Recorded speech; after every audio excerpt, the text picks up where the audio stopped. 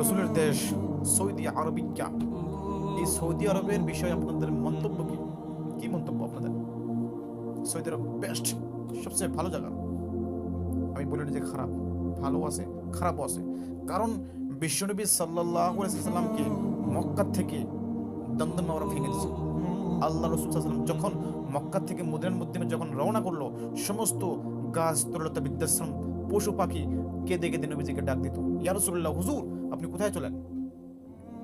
মক্কার জমিন কেঁদে কেঁদে বলে, ইয়া রাসূলুল্লাহ, আপনি যদি এই মক্কা থেকে মদিনার মধ্যে চলে যান, আমাদের জমিনের মধ্যে কে পাওয়া রাখবে?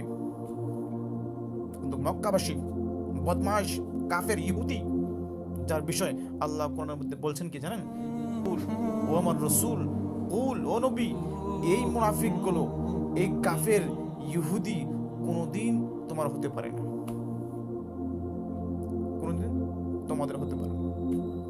সৌদি আরবের, সৌদি আরবিয়ার যে অবস্থা, মোহাম্মদ বিন সালমান যে জায়গার মধ্যে মদের কোনো নিশা নাই, কে ওই জায়গার মধ্যে ফ্যাক্টরি খুলে দিচ্ছে, আপনি জানেন? আল্লাহ কোরআনের মধ্যে ধমক দিচ্ছেন।